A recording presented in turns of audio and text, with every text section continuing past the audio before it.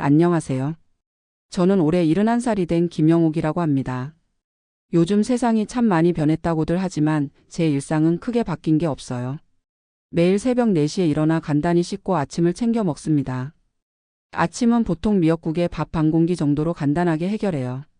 제가 아침을 일찍 먹는 이유는 6시부터 일을 나가기 때문입니다. 저는 아파트 단지 내 분리수거장에서 재활용품을 정리하는 일을 하고 있어요. 하루 2시간씩 일주일에 6일을 일하니 주 12시간 근무하는 셈이죠. 최저시급 9,860원을 받아 월 48만 원 정도의 수입이 생깁니다. 여기에 국민연금 22만 원이 더해져 매달 70만 원으로 생활하고 있어요. 제 인생이 항상 이렇게 빠듯했던 건 아닙니다. 젊었을 때는 저도 나름 괜찮은 직장에서 일했어요. 중소제약회사 생산직으로 25년간 근무했습니다. 그때는 미래가 불안하지 않았어요. 회사 다니면서 열심히 일하고 저축도 꾸준히 했으니까요. 남편은 건설 현장에서 기술자로 일했습니다. 우리 부부는 아이 셋을 키우며 서울 근교 아파트도 장만했죠. 그런데 제가 쉰둘의 회사가 부도나는 바람에 갑자기 실직하게 되었어요. 퇴직금 8천만 원을 받긴 했지만 그때 막내가 대학교에 입학하던 시기라 학비로 절반 가까이 썼습니다.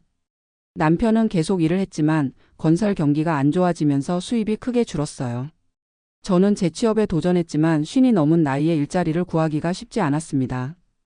결국 식당 주방 보조, 마트 진열 등 단기 알바를 전전하며 생활했어요. 그렇게 10년 정도 지났을 때 남편이 뇌출혈로 쓰러졌습니다. 병원비와 재활치료비로 모아둔 돈의 대부분을 썼어요. 가장 힘들었던 건 남편의 병간호를 하면서 일도 해야 했다는 점이에요. 그때는 정말 하루하루가 전쟁이었습니다.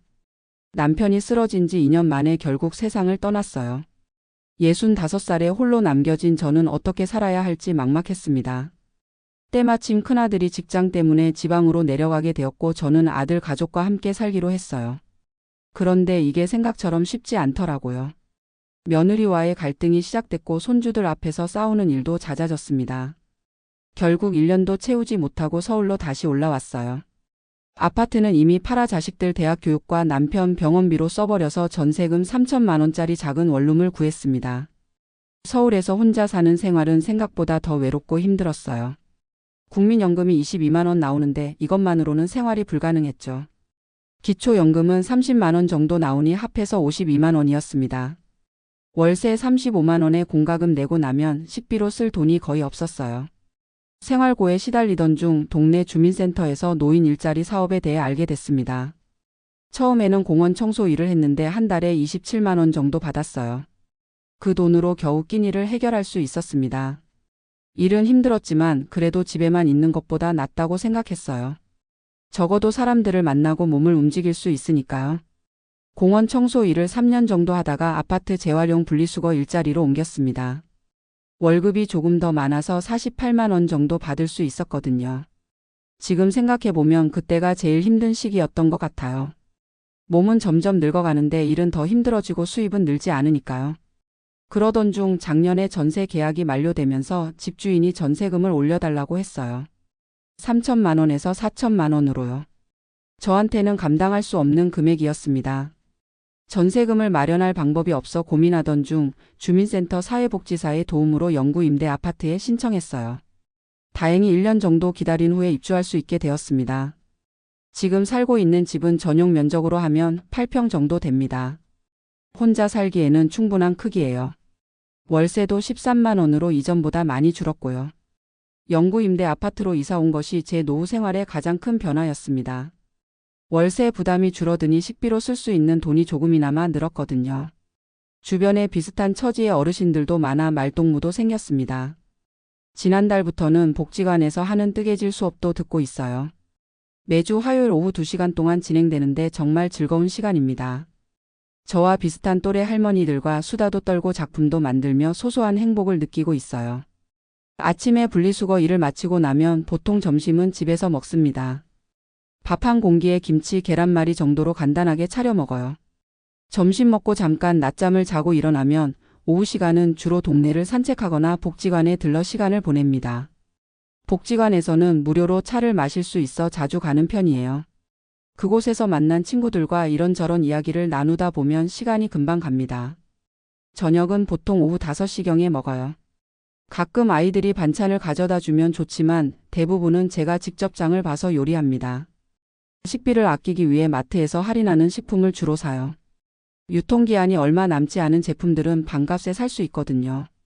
저녁을 먹고 나면 TV를 보거나 라디오를 들으며 시간을 보냅니다. 밤 9시면 잠자리에 들어요. 새벽 4시에 일어나야 하니까 일찍 자는 편입니다. 제 하루 일과는 이렇게 단순하고 반복적이에요. 특별한 일이 없으면 매일 같은 패턴으로 생활합니다. 한 달에 한 번 정도는 자식들이 찾아오거나 제가 아이들 집에 가기도 해요. 큰아들은 지방에 살고 있지만 둘째와 막내는 서울에 살고 있어 가끔 만나고 있습니다. 사실 처음에는 자식들에게 경제적으로 의지하고 싶었어요. 그런데 아이들도 각자의 가정이 있고 살림살이가 빠듯한 걸 알기에 쉽게 말을 꺼낼 수가 없더라고요. 큰아들은 중소기업에서 일하는데 아이 셋을 키우느라 늘 돈이 부족하다고 합니다. 둘째는 자영업을 하다가 코로나 때 가게를 접었고 지금은 택시기사로 일하고 있어요. 막내는 비정규직으로 일하며 결혼도 못하고 있습니다. 이런 상황에서 제가 어떻게 손을 벌릴 수 있겠어요? 오히려 명절이나 생일 때 아이들에게 조금이라도 용돈을 주려고 애쓰는 편입니다. 비록 적은 돈이지만 엄마로서 그 정도는 해주고 싶거든요. 얼마 전에는 큰 손자가 대학에 합격했다는 소식을 들었어요. 축하한다고 10만 원을 봉투에 넣어 보냈습니다. 한 달 생활비의 상당 부분이었지만 손자의 기쁜 소식에 축하해주고 싶었어요. 사실 가장 힘든 건 노후 준비를 제대로 못했다는 후회입니다. 젊었을 때는 당장 아이들 키우고 생활하기에 바빠서 노후를 깊이 생각하지 못했어요.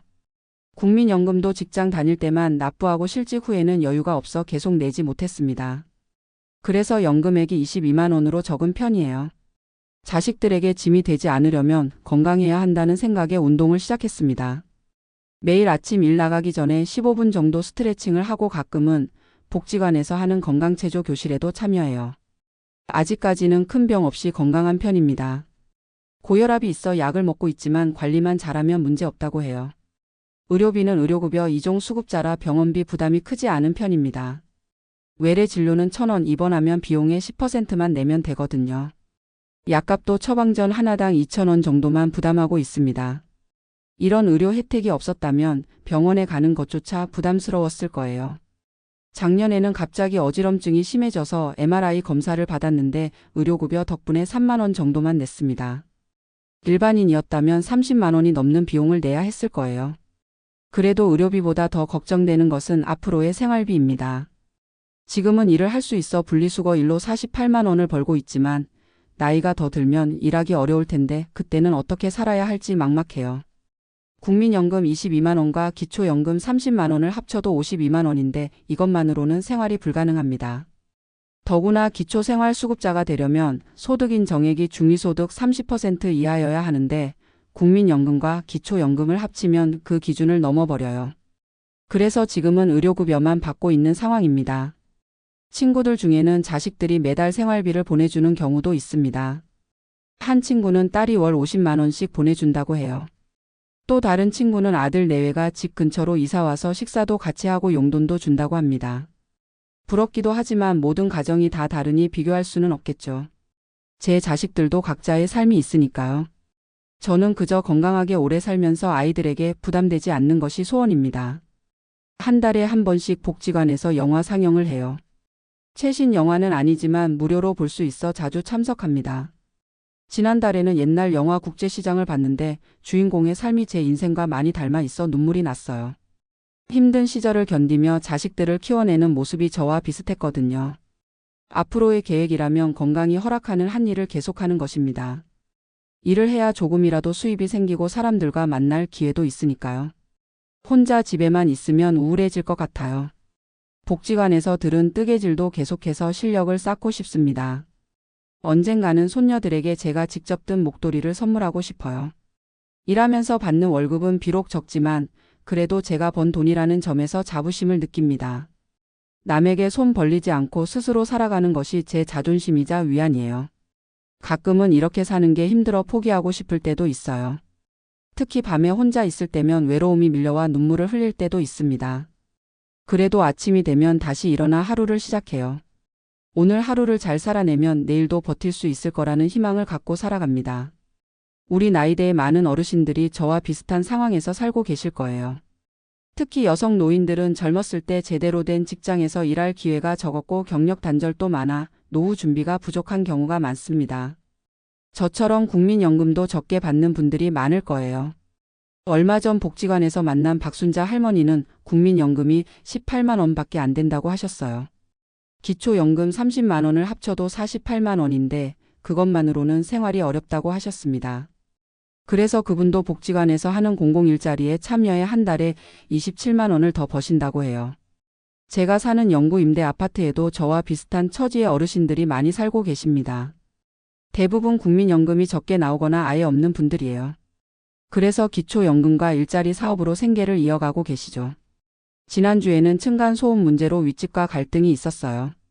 윗집에 사는 젊은 부부가 밤늦게까지 시끄럽게 해서 잠을 못 잤거든요. 처음에는 참았는데 몇 번 반복되자 결국 올라가서 이야기를 했습니다. 그런데 그 젊은 부부가 예상외로 친절하게 응대해 주었어요. 죄송합니다, 할머니. 저희가 더 조심할게요.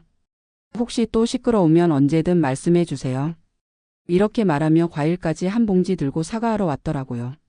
세대 차이가 있어도 서로 이해하고 배려하면 함께 살아갈 수 있다는 생각이 들었습니다. 요즘은 일 끝나고 복지관에서 하는 스마트폰 교육에도 참여하고 있어요.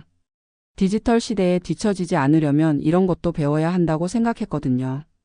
처음에는 너무 어려워서 포기하고 싶었지만 이제는 카카오톡으로 자식들과 대화도 하고 사진도 주고받을 수 있게 되었습니다. 얼마 전에는 손녀가 학교 발표해야 하는 모습을 영상통화로 볼 수 있었어요. 직접 가지 못했지만 영상으로나마 볼 수 있어서 정말 기뻤습니다. 복지관에서는 매달 한 번씩 문화체험 프로그램도 진행해요. 지난달에는 경복궁으로 나들이를 다녀왔는데 오랜만에 외출이라 정말 즐거웠습니다. 같은 처지의 어르신들과 함께해서 더 의미 있는 시간이었어요. 가끔은 옛날 생각이 나서 남편과 함께 찍은 사진을 꺼내보기도 합니다. 결혼 초기에는 가난했지만 그래도 서로 의지하며 행복하게 살았던 것 같아요. 남편이 살아있었다면 지금보다는 훨씬 나은 노후를 보냈을 텐데 하는 아쉬움이 들 때도 있습니다. 그래도 지금도 감사한 일이 많아요. 건강하게 스스로 생활할 수 있다는 것, 가끔이지만 자식들을 만날 수 있다는 것, 영구 임대 아파트에 살 수 있게 되어주고 걱정은 덜었다는 것 등이요. 어제는 동네 슈퍼에서 장을 보다가 우연히 옛날 이웃을 만났어요. 예전에 아파트에 살 때 같은 층에 살던 이웃인데 반갑게 인사를 나눴습니다. 그분도 남편을 일찍 여의고 혼자 사신다고 해요. 다행히 자녀들이 가까이 살아 도움을 많이 받는다고 합니다. 그분을 보니 저도 더 긍정적으로 살아야겠다는 생각이 들더라고요. 지금 제가 살고 있는 영구 임대 아파트 단지에는 노인정이 있어요. 처음에는 낯설어서 잘 가지 않았는데 요즘은 종종 들러 화투도 치고 이야기도 나누고 있습니다. 그곳에서 만난 할머니들과 서로의 사는 이야기를 나누다 보면 저만 힘든 게 아니라는 생각에 위안을 받기도 해요. 어떤 할머니는 자식들이 찾아오지도 않는다고 하시더라고요. 그에 비하면 저는 가끔이라도 아이들을 만날 수 있으니 감사한 일입니다. 일주일에 한 번씩 복지관에서 무료 급식도 제공해요. 매주 목요일 점심인데 영양가 있는 식사를 할 수 있어 좋습니다. 그날은 특별히 반찬도 다양하고 고기도 나와서 기다려지는 날이에요. 밥을 먹으면서 다른 어르신들과 담소를 나누는 시간도 즐겁습니다. 저처럼 혼자 사는 노인들에게는 이런 소소한 일상이 큰 위안이 됩니다. 올해 겨울은 유독 추웠는데 난방비가 걱정이었어요. 다행히 에너지 바우처를 지원받아 조금이나마 부담을 덜 수 있었습니다. 그래도 최대한 절약하려고 전기장판만 틀고 지내는 날이 많았어요. 추운 날에는 복지관에 오래 머물기도 했습니다. 그곳은 따뜻하게 난방이 잘 되거든요. 이렇게 하루하루를 살아가다 보면 세월이 참 빠르게 지나갑니다. 어제 같았던 일들이 벌써 10년도 더 지났네요. 지금 생각해보면 인생에 굴곡이 많았지만 그래도 여기까지 잘 살아온 것 같습니다. 앞으로도 건강이 허락하는 한 일을 하면서 스스로의 힘으로 살아가려고 해요. 제 작은 방에 앉아 창밖을 바라보며 오늘도 감사한 마음으로 하루를 마무리합니다. 비록 부족하고 힘든 점이 많지만 저에게 주어진 삶을 최선을 다해 살아가려고 합니다. 이것이 제가 월 70만 원으로 살아가는 71살 노인의 일상입니다.